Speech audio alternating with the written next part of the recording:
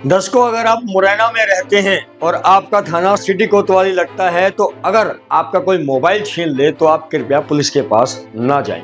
ऐसा मैं क्यों कह रहा हूं, वो जानने के लिए आप मेरी पूरी खबर को देखें। मैं अभी लौट के आता हूं। आप देख रहे हैं ATN news. ATN news Morena के ऊपर एक खबर काफी दिनों से चल रही है कि एक सरनाम गुजर नामक व्यक्ति था, जिसकी प्रॉपर्टी को हथियाने के लिए एक व्यक्ति ने साजिश रची और तहसीलदार के साथ मिलकर गलत तरीके से नामांतरण अपने नाम पर करवा लिया।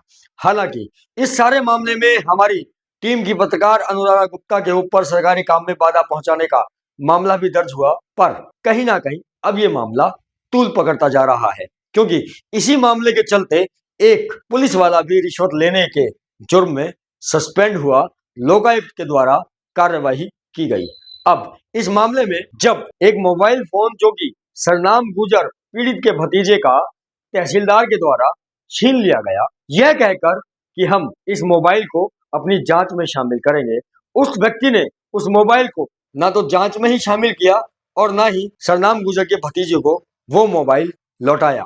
सरनाम गुजर, हमारी पत्रकार अनुराधा गुप्ता, उन सभी ने कई बार उस तहसीलदार से अनुरोध किया कि कृपया या तो आप हमारा मोबाइल वापस लौटा दीजिए, या फिर अगर आपको ये जांच में शामिल करना है तो इसका आप हमें कोई लिखित कागज बनाकर दे दीजिए। किंतु तहसीलदार साहब तो सरकारी नौकरी के चलते बड़ी ही ऐंठ में थे। उन्होंने ना तो उस मोबाइल को अपनी जांच में ही शामिल किया और ना ही वो मोबाइल उसके असली मालिक तक पहुंचाया, यानी कि सरनाम गुजर के भतीजे तक। आज उस मोबाइल की छीनने की शिकायत को लेकर अनुराधा गुप्ता और जो पीड़ित हैं वो पहुंचते हैं सिटी थाना कोतवाली मुरैना के अंदर। और वहां, क्योंकि जैसा कि आपको पहले से ही पता है कि इस सारे मामले के चलते जो टीआई साहब परिहार साहब हैं, उनको पहले ही ट्रांसफर का ऑर्डर दे दिया गया है और हो सकता है आने वाले समय में वो इस मामले को लेकर सस्पेंड भी हो जाए, क्योंकि उन्होंने इस मामले के साथ साथ इसी मामले में एक व्यक्ति जो पत्रकार था उसको तहसील के अंदर लोगों के सामने बेरहमी से पीटा भी था।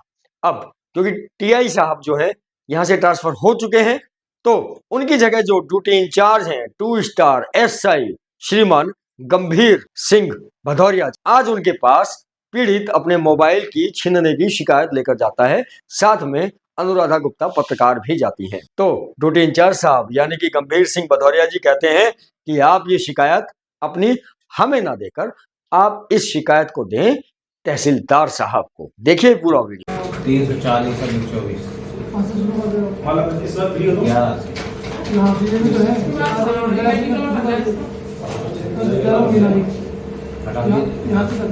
तहसीलदार कौन है जी? 340 जी वहाँ कलेक्टर साहब कौन देखो? नहीं, वो तो दे दी। वो सुनो, ये जो मोबाइल गायब हुआ है ना, उसकी कंप्लेन थाने में देने के लिए हमको ऊपर से कहा गया है कि आप पहले थाने पे दीजिए, उसके बाद में ऊपर से कार्रवाई होगी फोन के लिए। और कलेक्टर साहब को हम पहले ही दे चुके, लगभग 1 महीना हो गया सारी चीजें दी हुई। कलेक्टर साहब की कार्रवाई है। नहीं, वो तो ठीक है, पर मोबाइल चोरी की सूचना थाने पे देने के लिए हमसे कहा गया है, इसीलिए हम लोगों को दोबारा आना पड़ा है कि मोबाइल की सूचना थाने पे दीजिए पहले। मोबाइल किसके पास है? हमें क्या मालूम, लिया तो कुलदीप दुबे ने था। कुलदीप है, जहाँ सारे जन से मोबाइल समझ नहीं। अब मोबाइल तो आप ट्रेस करोगे ना, कहाँ गया मोबाइल। ट्रेस नहीं होता। वो तो सर देना तो थाना प्रभारी को ही पड़ता है ना, हमारे लिए तो आप ही है ना। अब जांच तो सर आप ही करेंगे। कलेक्टर साहब है कि जांच के लिए कौन-कौन? नहीं, थाने पे जो मोबाइल है वो कलेक्टर साहब की जिम्मेदारी नहीं है, वो आप कर लीजिए, बाकी सब कलेक्टर साहब को दे दिया। मोबाइल का आवेदन आपको देने के लिए हमसे कहा गया है, नहीं तो हम आते ही नहीं। तो मोबाइल का केवल लिखो नहीं, तो लिख दिया ना पूरा उसमें घटना का। पूरे घटना का विवरण है, वो है कि कलेक्टर साहब से संबंधित। हाँ तो वो ठीक है, आप मोबाइल का कर लेना, बाकी छोड़ मोबाइल देना। का केवल है कि लिखने दो। मोबाइल है कि सर आवेदन यही है, इसकी आप रिसीविंग करा लो। क्या चाहिए? अब आप ही बताएं कि अगर कोई आपका फोन छीन ले और वो सरकारी अधिकारी हो तो उसकी शिकायत कहाँ दी जाएगी? थाने में। पर थाने वाले तो शिकायत लेने के लिए तैयार ही नहीं है। तो क्या ऐसे लोगों को पुलिस विभाग के अंदर या किसी भी अन्य सरकारी नौकरी के अंदर रहने का हक है? जनता की अगर राय पूछें तो शायद इन्हें सरकारी नौकरी पर रहने का ही हक नहीं है।